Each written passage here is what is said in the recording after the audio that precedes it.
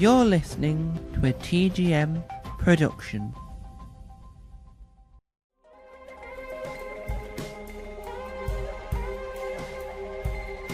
Chatterbox.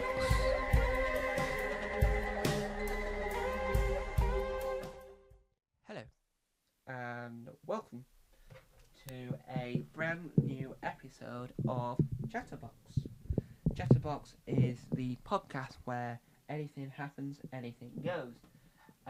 Anything goes, anything goes. So, if you hear a varied selection of noises, it's because what I am doing, in every sense of the word, is I have a stand microphone like you see on films and on TV, but the microphone is in it, and one of my favourite things to do with said stand, even though I've got this other stand that I use to film visually, is that I love to stand up and wiggle the thing, because you feel like you're a performer, like Freddie Mercury, or you feel like you generally a performer in the sense of music-wise, because they always like do a wah wah where they move the microphone from side to side, and you sort of get the overall experience. Now, you also hear other noises, because I'm also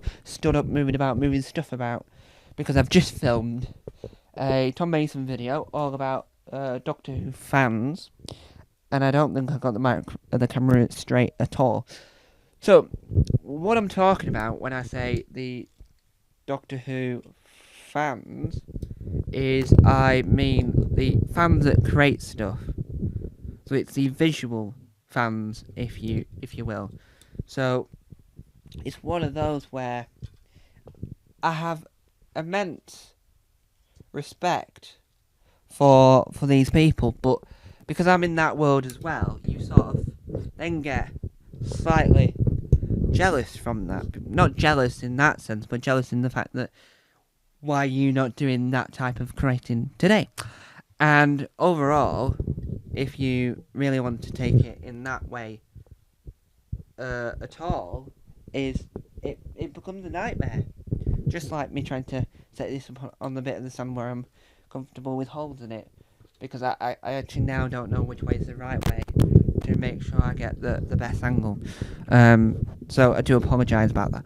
So it's one of those things where you end up going, right, this is what the project's going to be, and this is why I've decided to produce something in that realm, and why that is the type of project that I want to do. And you then have to go, well, how am I going to do this to make sure that it's produced in the best of my own ability, and to make sure that it's still easily accessible.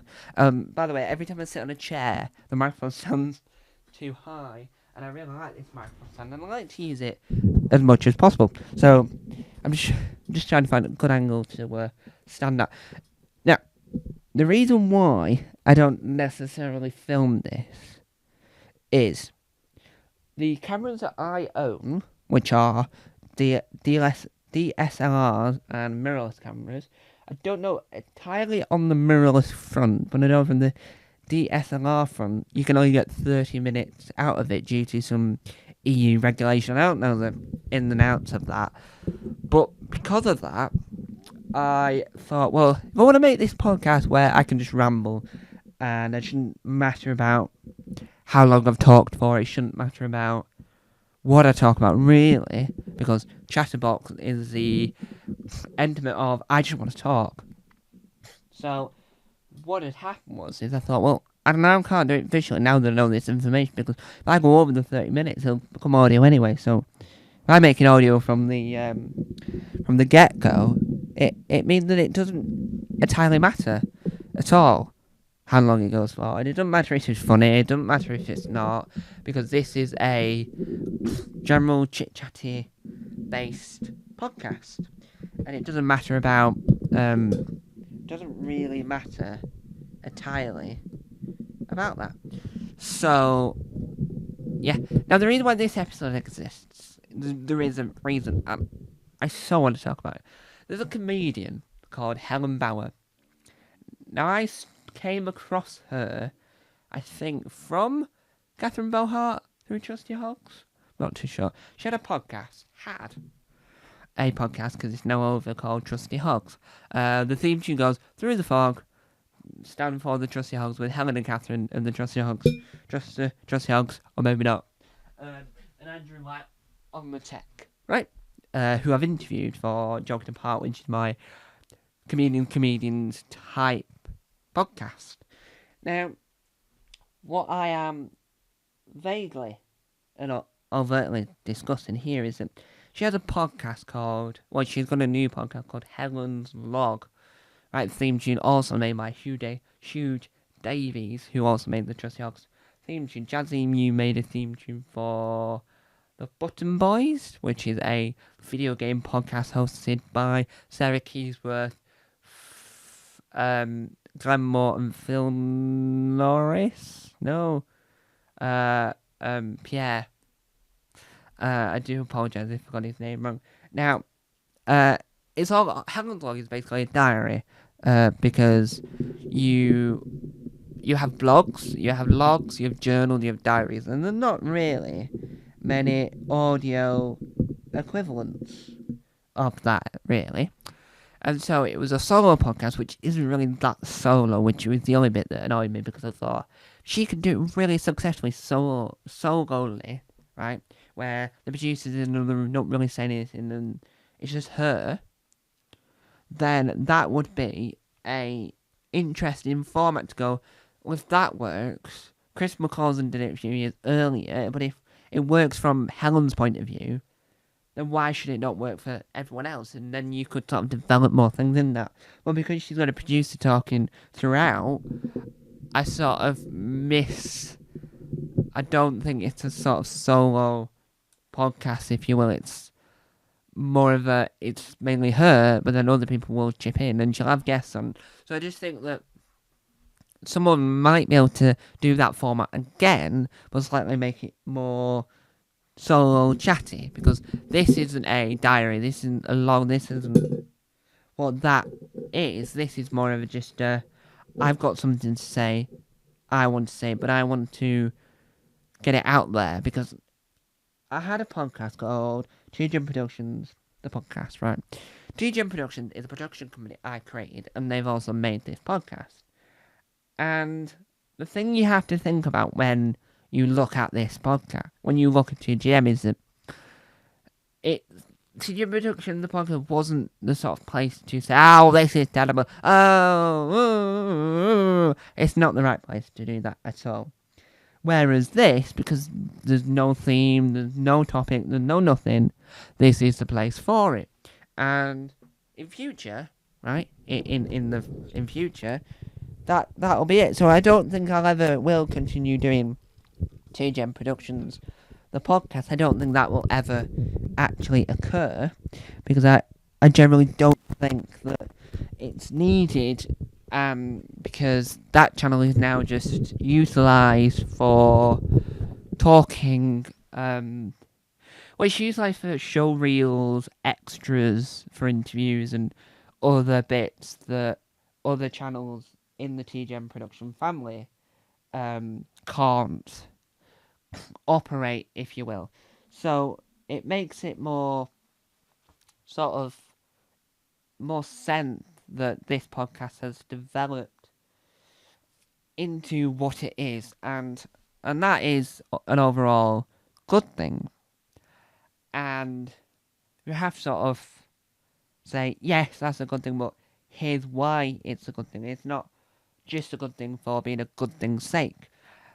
And I think that's another positive you can take away from this. The other thing I wanted to talk about briefly is I noticed. Now, the time of recording this, which is 10:44 on the 28th of August 2025, the Tom Mason video called The Fans isn't uploaded or edited yet, because I decided, Well, because it takes a while for my audio recorder to turn on, I thought, well, whilst I've got it on, I should record the podcast now so that I can edit both of them back to back, and that the stuff I discuss in this won't be a million miles away from what's only just been released elsewhere, which it's something I never thought of doing, what I've now done, and we've also got the new logos, so there's a whole lot of things to it, and what I want to talk about is that I read, before I started recording, that people are writing things in the Word of Doctor Who, and there's someone that has a brilliant website. I'm trying to update my website on a daily basis, so I take inspiration from comedians' websites, from online creative website, and from Doctor Who people's websites. And one of the websites that I saw was really brilliant because there's a thing that happens in the Doctor Who creative world, which is called the Paul Spragg competition, which is Big Finish, which is the audio drama company, basically, Paul Spragg was a writer for Big Finish, right? I don't know too much about him. He must have been really influential to Big Finish as a member, because when he simply passed away, they decided, instead of doing what some people do and create a charity for that person, they should make a competition where the fans can send short stories, and it could be all in aid of the memory of this man, Paul Spragg. And it's something called a short trip, which doesn't require much, as in, if you do it for the 11th Doctor, or whatever the brief is that year, then they'll get someone in to do the impression of the 11th Doctor, but it won't be a full cast audio drama, which sort of easy for the Big Finish to say, to do, but it's also easy for the fans to write, because if they know what a short trip is, it is, and then their short trip gets given out for free. But it's on there, and it's created by Big Finish, and so this person sort of doesn't get on, as in doesn't get into the competition that year, then puts it in her blog section, if you will, on the website, to sort of demonstrate, if you will, how much effort she's put into it, and that she's proud of it, which, in all intents and purposes, is correct.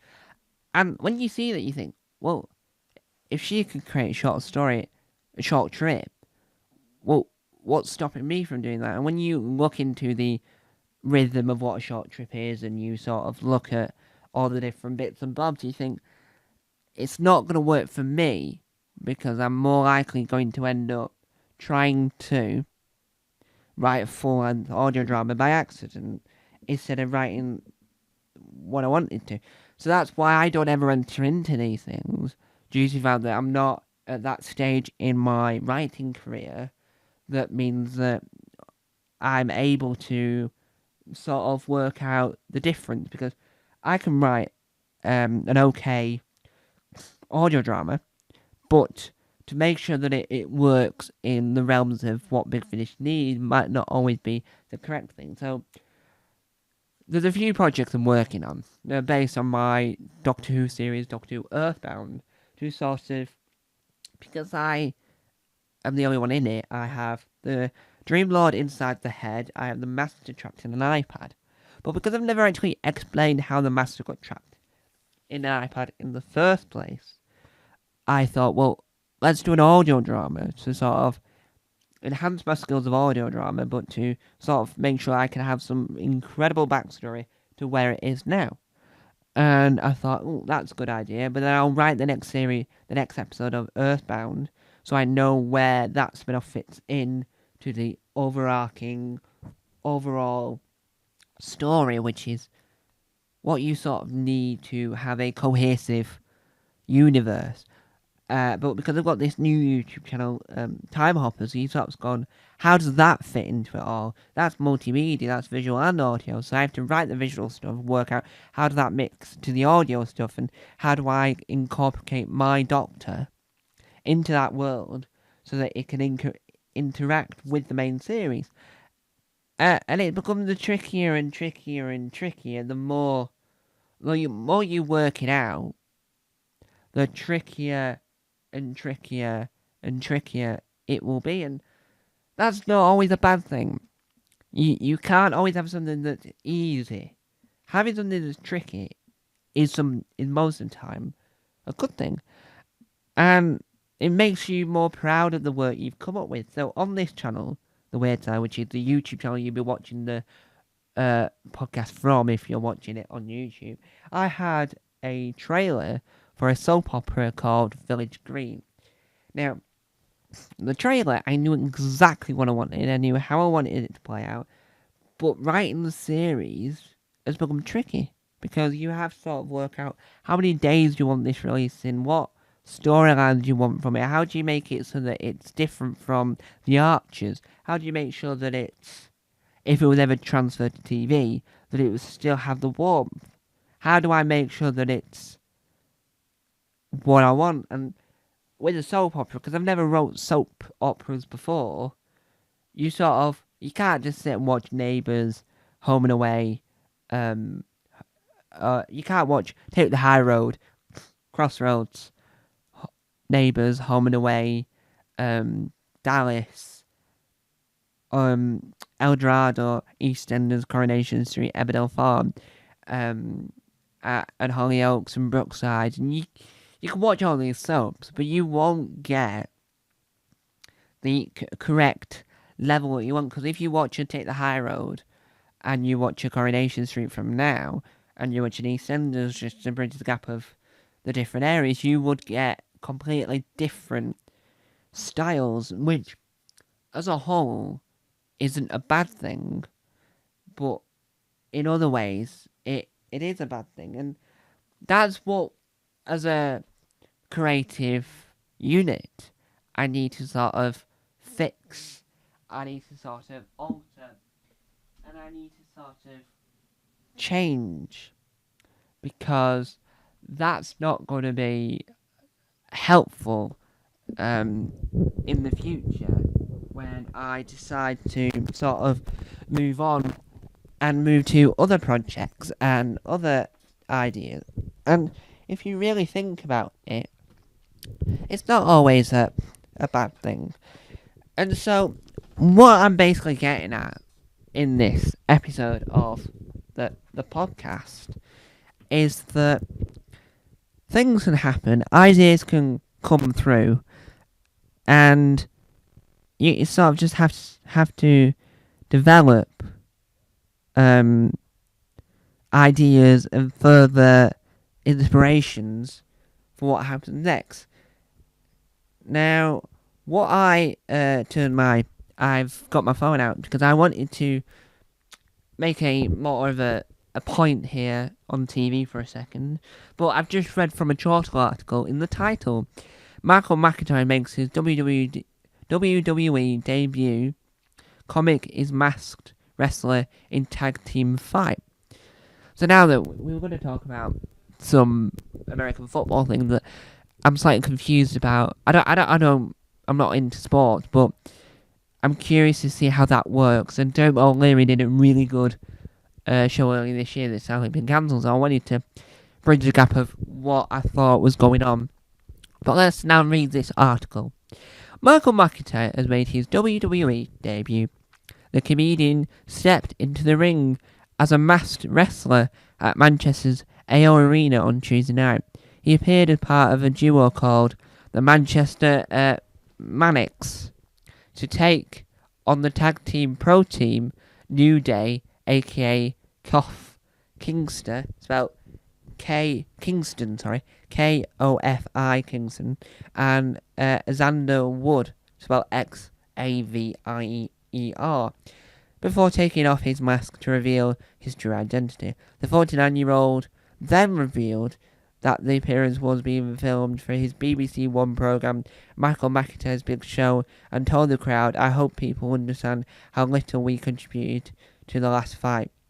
Two brothers, Charlie and Dexter, crossed from Blackpool, then appeared in the ring, discovered to their surprise, that their father Ben was the other masked wrestler.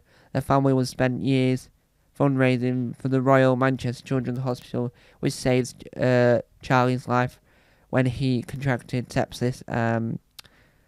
Anyway, so it goes on. But now that we know it's for Michael McIntyre's big show, then why would you reveal it in a Chortle article? Which absolutely makes no sense, because wouldn't you want to keep that surprise for the next series of Michael McIntyre's big show that might be out next year, might be out this year? I'm a little bit confused on that one. But I understand why Chortle wanted to write it, because it's an interesting article. It's something that no one was expecting, and I don't think Chortle were expecting to write it. But I do think that it happens a lot where these comedy places sort of promote something that when you really read through it, you think, well, if there wasn't any promotion, wouldn't that be better?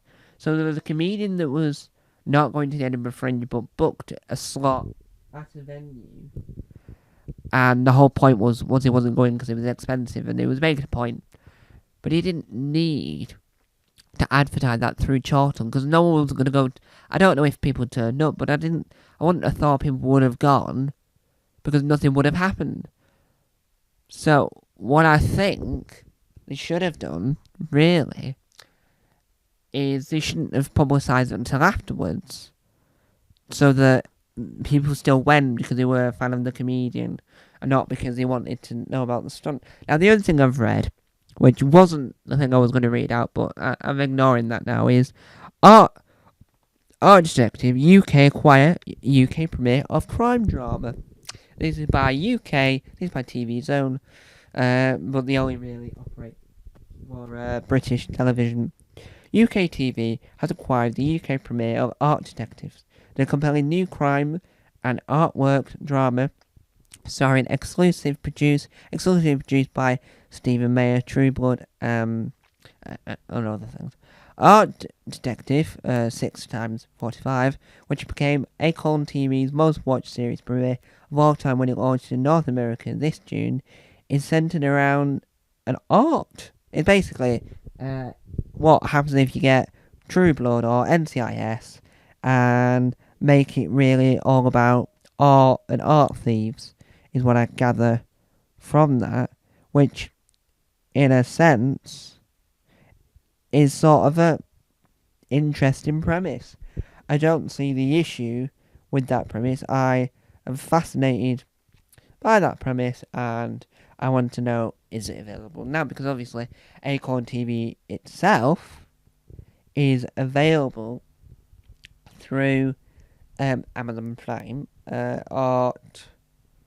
The Art Detective, and boy, it says it's an unscripted documentary which had 5 series. Didn't know that. That must have been something else. So no, it's not available, which is weird, because I think that Acorn TV would have made things more widely available for worldwide distribution. I'm not too sure. Anyway, so as we draw close to the end of this podcast episode, the points we want to take away from this is, I'm going to go off and write more Doctor Who based universe stuff. I've got a couple of sitcoms in the works, and I think that UK TV are brilliant at acquiring Acorn TV stuff that they don't really want to add to Acorn TV in the UK, but they also still air Whitstable Pearl, which is still available on Acorn TV here in the UK, as well as being on the drama channel. I am not calling it by its new name, so take that as you will.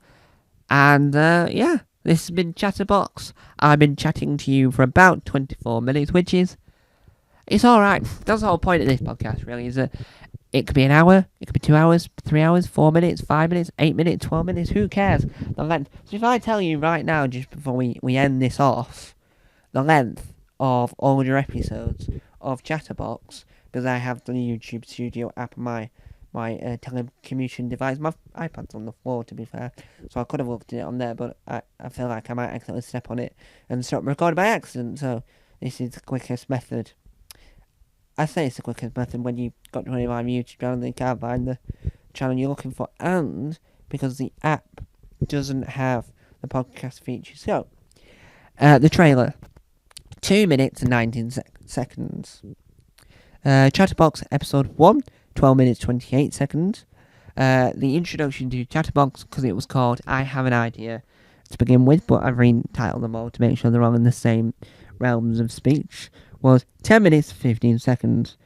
Chatterbox series 1 episode 2 was 14 minutes and 52 seconds, and Chatterbox series 1 episode 3 was 23 minutes and 43 seconds. So, Chatterbox series 4 episode 4 is roughly, because it'll probably extend itself by a minute, because I'll be adding on the title sequence, which is the you're watching a TGM production, or you're listening to a TGM production, and the music that goes Chatterbox.